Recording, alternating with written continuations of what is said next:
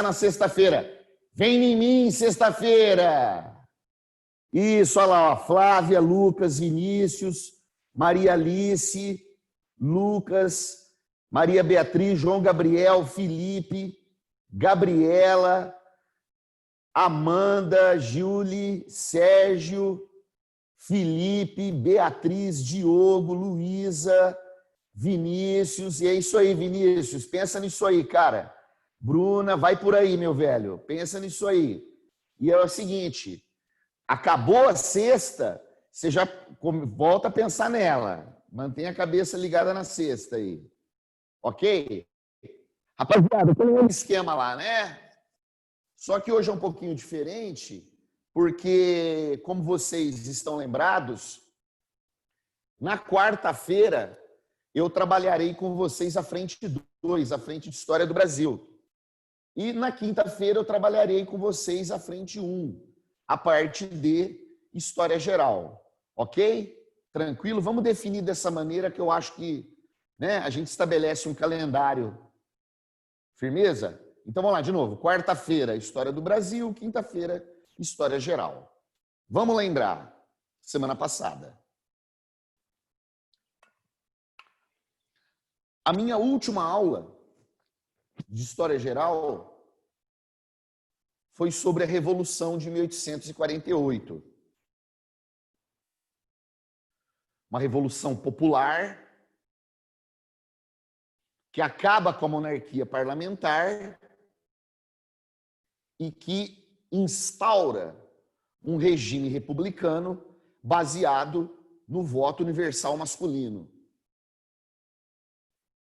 Pois bem, posteriormente ao fim do governo provisório, liderado por Louis Blanc,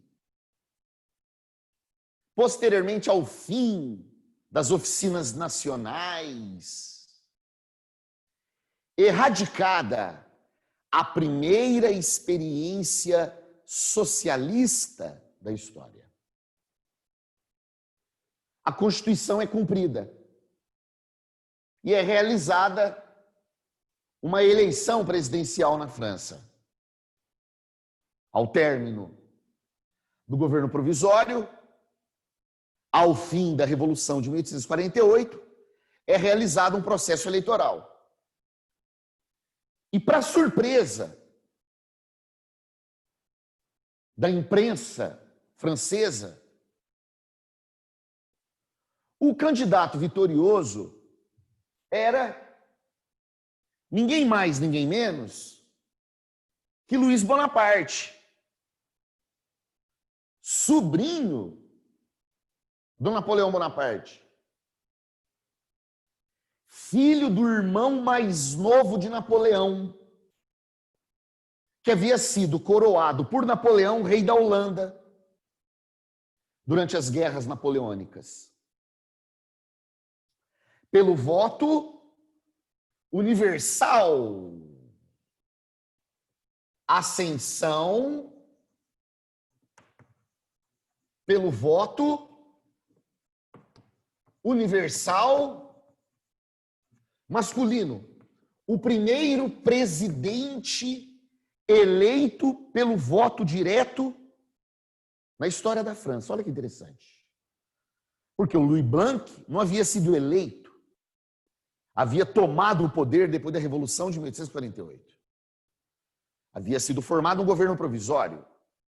Agora não, em razão do processo eleitoral, sobrinho de Napoleão Bonaparte. Em outras palavras, o prestígio de Napoleão Bonaparte reverbera na eleição do sobrinho. O sobrinho inicia o mandato presidencial. Um pouco antes do término de seu mandato presidencial, e se aproveitando da popularidade do início de seu governo, o Luiz Bonaparte desfere um golpe de Estado. Realização apoiado pela alta cúpula do exército francês, apoiado pela alta cúpula do exército francês, como anteriormente o tio, o Napoleão III, o Luiz Bonaparte, realiza um golpe de Estado. E esse golpe de Estado será responsável pelo fechamento do parlamento. Com o parlamento fechado, o Luiz Bonaparte será coroado com o título de Napoleão III. Terceiro porque é sobrinho, o filho já havia falecido. Então veja, vamos lá, ó, aula passada, é complicado, viu, rapaziada? Por isso a aula vai ser um pouquinho lenta, tal, não fique incomodado não. Mas para quem está acompanhando o curso, para quem curte história, principalmente a história da França, tenta fazer um paralelo aí. Na aula passada, na Revolução de 1848, foi proclamada a Segunda República Francesa. Porque a primeira havia sido proclamada pelos jacobinos, pelo Robespierre, durante a Convenção Nacional. Agora, nesse momento da aula, nasce o Segundo Império Francês. Porque o primeiro pertence ao tio, pertence ao verdadeiro, pertence a Napoleão Bonaparte. O que eu vou explicar aqui, o que eu vou colocar na lousa, será dividido em duas partes. Política interna e política externa. Então, em relação à política interna, para quem está acompanhando o curso, para quem está agarrando aí, não é só ficar olhando, agarrando, anotando. Para quem está acompanhando o curso, deve se lembrar que depois da Revolução de 1830, com a criação da monarquia parlamentar, no governo de Luiz Filipe, no governo do rei burguês, a França adere à expansão do processo de industrialização. Pois bem, aquele processo de industrialização iniciado pelo Luiz Filipe se afirma, se consolida nesse momento com Napoleão III. Apoio ao desenvolvimento industrial. Então, aquela industrialização implementada pelo Luiz Filipe, interrompida pela Revolução de 1848, se acelera ao longo do governo do Luiz Bonaparte. O que demonstra a forte influência exercida por aquela doutrina econômica defensora do desenvolvimento industrial. Qual? O liberalismo. O liberalismo. Porque é senso comum, a coisa virou muito senso comum, meu. As pessoas não leem, as pessoas não se preocupam em dar sentido às palavras, uma generalização tosca e tal. Ah, eu sou liberal, liberal. É liberal? É liberal? Você se diz liberal? O que é ser liberal? É apoiar o desenvolvimento da atividade industrial. Ponto final. Liberal não é frango. Liberal não é minério de ferro. Mineral não é soja. Liberal não é soja. Não é minério. Essa é a doutrina liberal. Agora, em países com tradição de exportação de produtos primários, adota-se uma parte do liberalismo. A parte que defende a ausência do Estado na economia. E não a parte que dá ao Estado a responsabilidade por apoiar primordialmente, preferencialmente, principalmente o desenvolvimento da atividade industrial. Porque o que promove o desenvolvimento de um país não é a produção e exportação de produtos primários. É a produção e exportação de produtos industrializados. Então, aquelas ideias liberais que reverberaram inicialmente na Inglaterra, elas se enraizam na França nesse momento. Então, trata-se de um liberalismo burguês. Quer dizer, é um momento de profundo fortalecimento, enriquecimento, expansão do poder da burguesia na França. Bom, e aí, evidentemente, né? Uma coisa vai puxando a outra. Uma coisa vai puxando a outra. Eu te falei lá volta lá no governo do rei burguês. O que começou a acontecer lá? Aquilo que havia acontecido na Inglaterra. O que havia acontecido na Inglaterra? País que se industrializa é país que se urbaniza. O desenvolvimento industrial acelera o processo de urbanização. Então, o processo de urbanização, lembra? A França era um país de camponeses, bicho. A gente falou sobre isso aí. Até o mês passado, 96% dos franceses moravam no campo. A partir do momento em que a França começa a se industrializar, uma parcela dessa rapaziada começa a migrar para as cidades. Então, Paris, Lyon, Marselha, você começa a ter grandes centros urbanos. E aí, claro, uma coisa chama a outra. A aceleração desse processo de urbanização trará consigo aquela desigualdade social fundamentalmente marcada pelo enriquecimento de uma minoria burguesa e pelo empobrecimento de uma massa de trabalhadores urbanos. Calma agora. Por quê?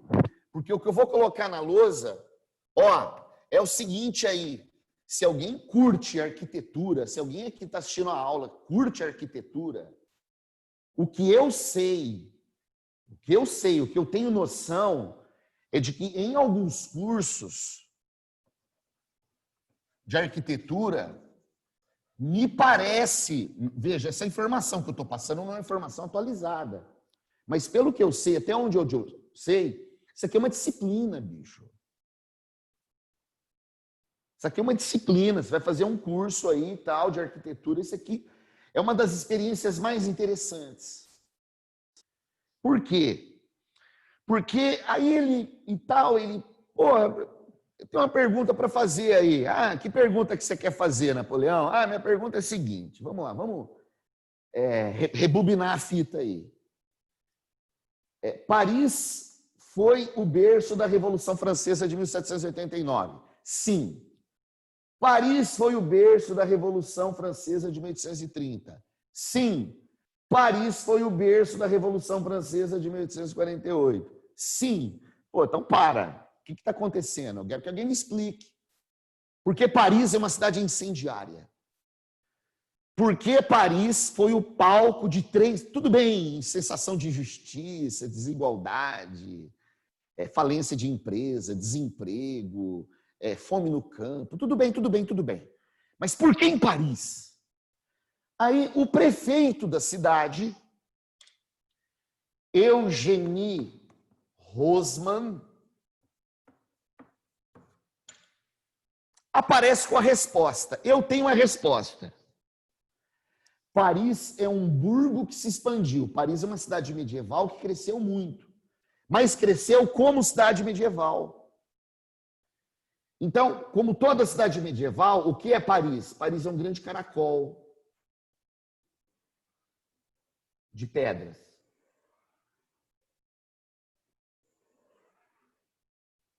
E como todo grande caracol, de pedras, como toda grande cidade medieval, como todo grande burgo, você tem o predomínio de ruas estreitas. Você tem o predomínio de edifícios conjugados, um ao lado do outro, o que favorece a aglomeração urbana.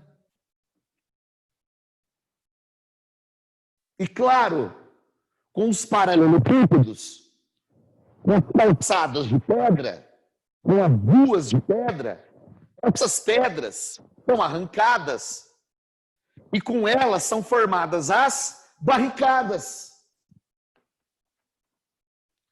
E a barricada, ela dificulta. Você forma uma barricada aqui, como é que o exército francês vai chegar ao epicentro da revolta? É uma cidade circular. É como se fosse um grande labirinto, a maior parte do espaço urbano. Aí vem o Barão de Haussmann. Eu tenho uma sugestão. E qual é a sugestão do Barão de Haussmann? Para quem gosta de arquitetura, atenção! O que seria, então, a arquitetura haussmanniana? O que seria uma arquitetura haussmanniana? Alguém consegue identificar depois aí para mim? O que é uma arquitetura haussmanniana? É aquela arquitetura fundamentada na construção de grandes e lineares avenidas. Reforma urbana de Paris, uma das mais interessantes, hein? Ó, eu concordo com você, me parece que o país mais visitado no mundo é a Espanha. Mas a cidade mais visitada no mundo é Paris. Eu sei o que você vai falar. É, porque o Leonardo da Vinci está lá em Paris, né? Paris tem aquele monumento em homenagem ao desenvolvimento industrial, né? Que é aquela Torre Eiffel, que na verdade corresponde a uma nova arquitetura, né? Uma arquitetura industrial, não mais tijolos, mais ferros, né? Uma arquitetura que em parte lembra aquela romana, né? Aquela arquitetura romana, aqueles grandes pórticos romanos, né? Mas, de qualquer maneira, eu concordo com você. Agora, foi uma cidade que passou por um processo de urbanização interessantíssimo. Eu vou colocar aqui na lousa alguns pontos dessa reforma urbana. Construção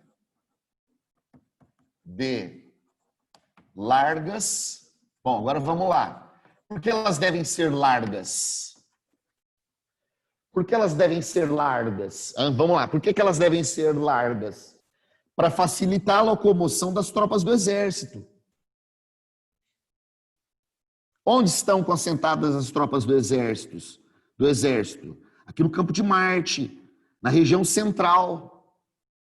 Então, é a partir de um ponto central. Qual é esse ponto central? A sede do exército. Então, qualquer distúrbio que rolar em qualquer ponto da cidade, o exército vai ter condições estratégicas para se locomover. Então, locomoção de tropas. Locomoção de tropas. Acelerar a repressão, facilitar a repressão, impedir o distúrbio. Aquilo que ele chamava de balbúrdia, a balbúrdia, que é a concentração descontrolada. Bom, mas vamos continuar. Evidentemente que você não apenas facilita a circulação de tropas, você facilita a circulação de pessoas e mercadorias. Se alguém aí que está assistindo minha aula tem família que tem comércio, sabe disso aí. É melhor você ter um ponto comercial numa avenida do que numa rua. Porque na avenida, vamos lá, você está dentro de uma avenida, a possibilidade de uma pessoa visualizar o seu negócio é muito maior. Então, a partir da construção de largas avenidas, você tem um espaço comercial. espaços comerciais. Quer dizer, as avenidas são ocupadas pela burguesia, por essa burguesia dinâmica que está se industrializando, que está se desenvolvendo. Só que esses espaços comerciais e essas largas avenidas vieram acompanhadas de uma remodelação urbana. Aquelas habitações coletivas, que aqui eram chamadas de cortiços, foram removidos para a construção dos espaços comerciais e demolidos a partir da construção das largas avenidas. Ok? E no lugar desses antigos cortiços, são construídos, são erguidos parques. São erguidos parques. Veja, o que eu estou te falando é de uma política de desenvolvimento urbano alicerçada na construção de espaços públicos. Alicerçada na construção. Então, aquela rapaziada, veja, vamos lá, ó. O cortiço foi removido. No lugar dele foi construído o quê? Uma avenida, um espaço de comércio, mas também um espaço que pode vir a ser ocupado. Então, o que é o parque? O que é um lugar? É o refúgio. E como é um espaço público, você pode dizer que são espaços republicanos. Não é apenas quem tem sobrenome que tem direito a esse parque, a essa praça. Quer dizer, o resultado disso é uma cidade bonita do ponto de vista urbanístico. Porque, paralelamente a esse processo de urbanização, são construídos... É o seguinte, rapaziada, desculpa fazer provocação aí.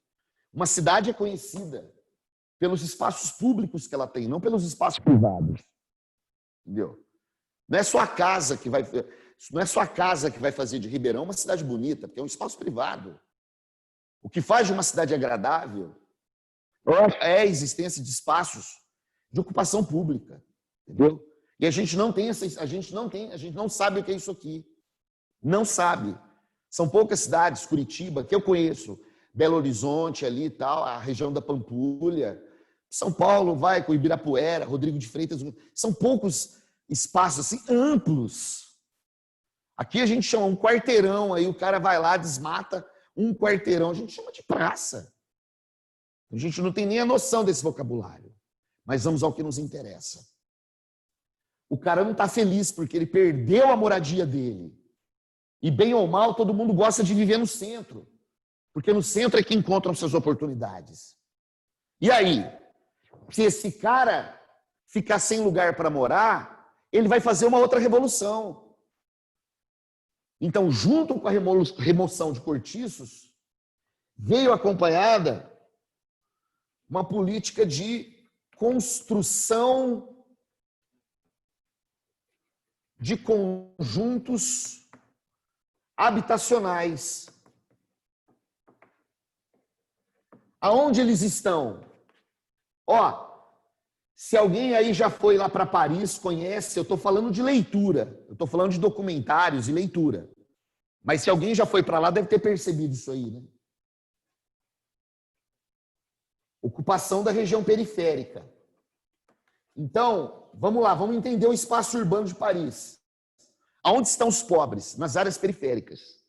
E periferia é periferia. Periferia é longe pra caramba, é longe pra dedéu. Então você remove essa massa de trabalhadores para as áreas periféricas. Você cria dificuldades para que ela volte a ocupar um espaço que historicamente ocupou. Eu concordo, são conjuntos habitacionais estreitos, tal, apertados, mas é o seguinte, lá vai ter uma praça, lá vai ter um parque, daqui a pouco lá vai ter um posto de saúde, lá vai ter uma escola, lá vai ter uma creche. Então, essas áreas periféricas aqui, elas foram urbanizadas pelo Napoleão III. Bom, o resultado disso aí é o seguinte, protestos. Sim, protestos rolam até hoje. Os franceses eles têm uma cultura de protesto. Qualquer hora do dia você vai lá e tal, tem uma rapaziada protestando contra alguma coisa. Protestar fortalece a democracia. Colocar para fora aquilo que você tem vontade de dizer. Não esse sentimento reprimido que a gente tem. Não pode falar nada. Não pode falar nada. Senão a pessoa fica, ai, ai, ai. Ocupar espaço público. Ocupar espaço público. Então eles têm essa cultura de protesto. Agora, não tem mais revolução. Acabou. Acabou. Então, a reforma urbana alcança o seu objetivo. E traz como efeito colateral uma das cidades, sem sombra de dúvidas, mais belas do mundo, né? Até mesmo porque o cuidado, é outro país, é outra nação. Se alguém curte esse assunto aqui, aí a rapaziada fala, ah, isso é frescura, isso é mimimi. Sabe o que os franceses fazem lá nos parques e nas praças? Os caras colocam chip nas árvores para acompanhar a saúde da árvore ali, para ver se ela está tensa, tal, se ela está legal, se ela está equilibrada. Os caras colocam chip ali para ver a saúde das árvores. Então, isso é uma cultura, você vai preservando uma paisagem. Quer dizer, a vantagem do espaço público é que ele perpetua uma paisagem que é pública. E a França é um país, Paris é uma cidade de espaços públicos. Mas a guerra está rolando. Por quê? Senão ele não teria sido coroado imperador. Imperador pressupõe ser conquistador. Quer dizer, império pressupõe expansão territorial. Então, olha o que está acontecendo lá. Olha o que está acontecendo lá. Ela está se desenvolvendo, não está? Industrialmente. Expansão em meio a esse processo expansionista. Expansão territorial. E aí é o seguinte, qual é o objetivo dele? Anexar à França territórios que forneçam a ela matérias-primas e mercados consumidores para a continuidade do seu desenvolvimento industrial. Tenha paciência, a gente vai chamar isso aqui de imperialismo daqui umas 2, 3 semanas. Vai ser o imperialismo. Aí eu vou voltar a falar da França. Quer dizer, por que a França invadiu o Vietnã? Por que a França invadiu a Indochina? Porque ela precisa obter matérias-primas para o seu desenvolvimento industrial. Por que ela invade a Argélia? Por que ela invade a Argélia?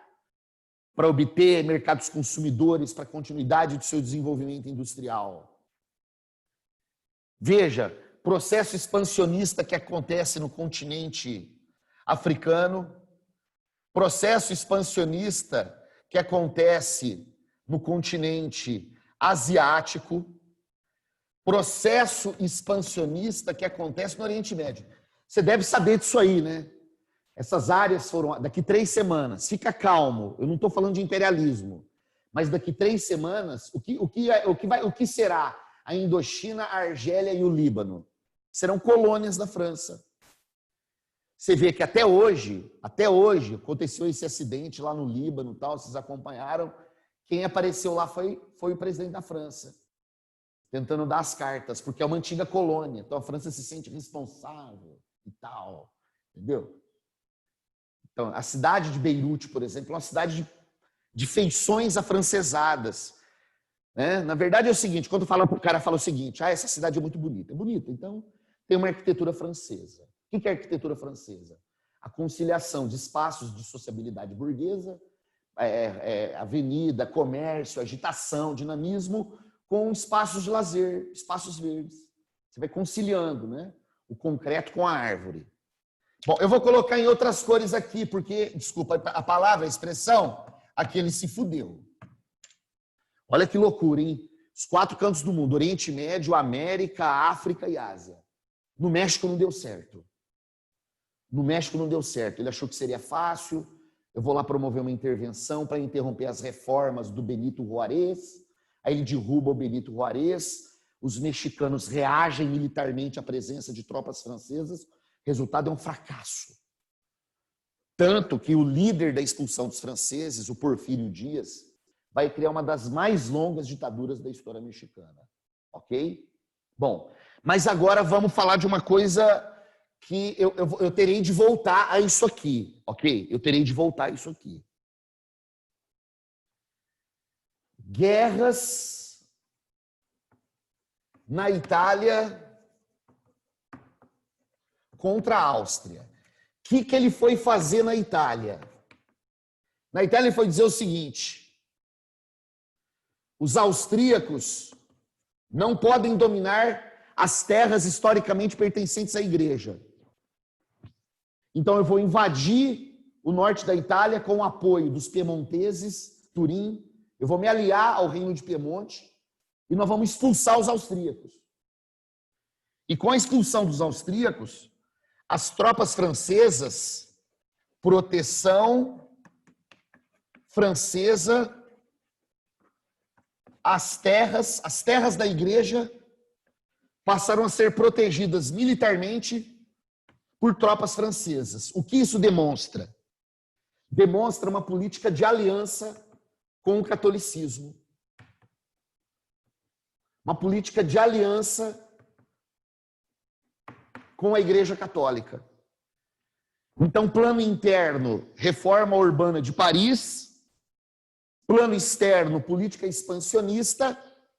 E aí, quando eu for explicar o processo de unificação da Alemanha, eu vou voltar a falar desse assunto.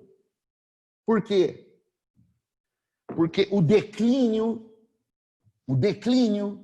vamos lá, o declínio do Segundo Império está intimamente relacionado ao processo de unificação da Alemanha, que acontece, não por acaso, depois de uma guerra chamada Guerra Franco-Prussiana, 1870 a 1871.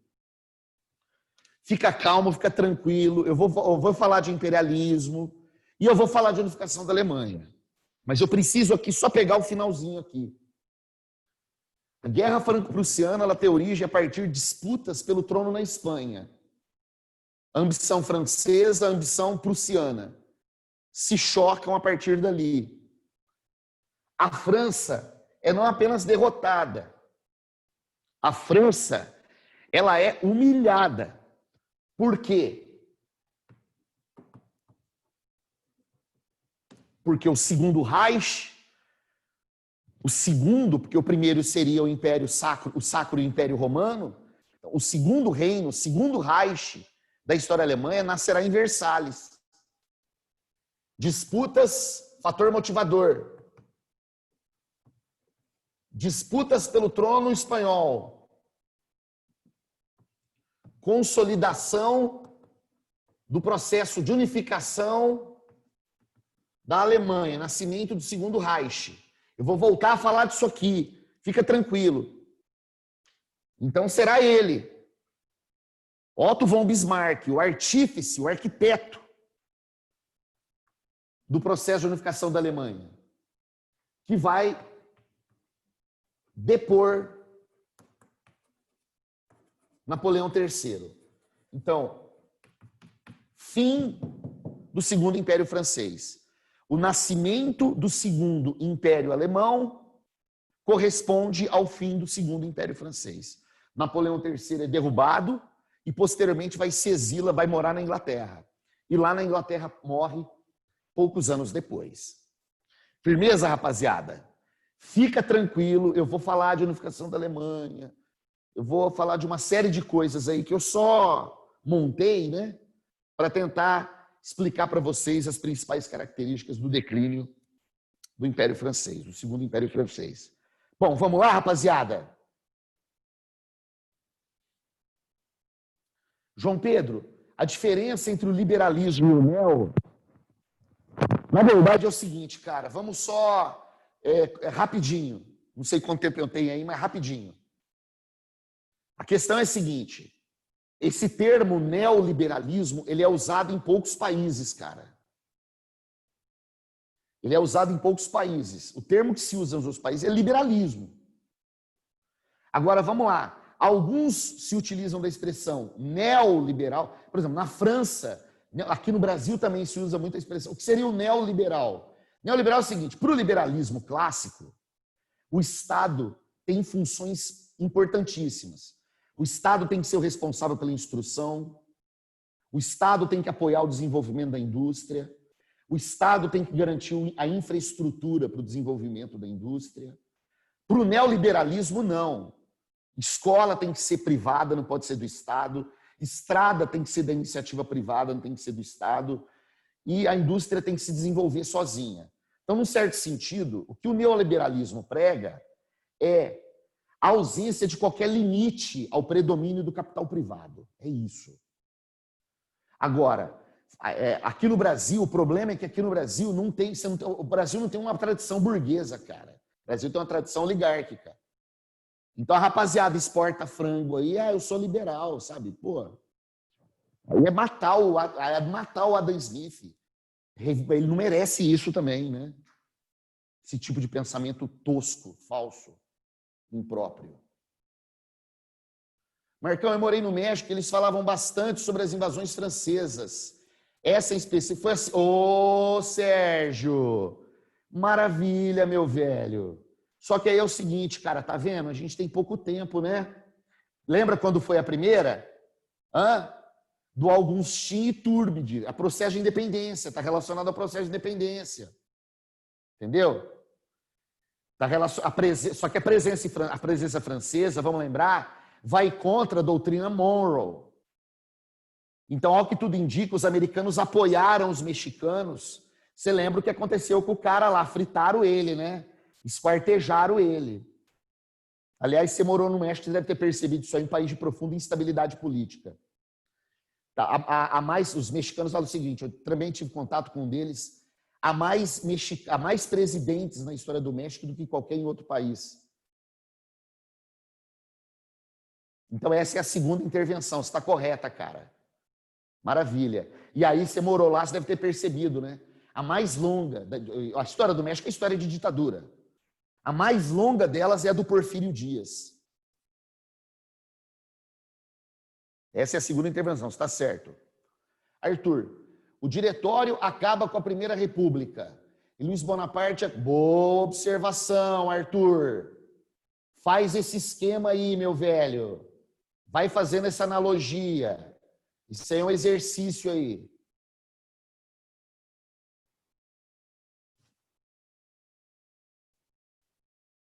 Neoliberalismo é como libertarianismo. Pô, meu velho, aí você vai me desculpar, cara. Aí você tem que me passar alguma coisa para eu ler e tal. Tô por fora disso aí, cara. Tô por fora.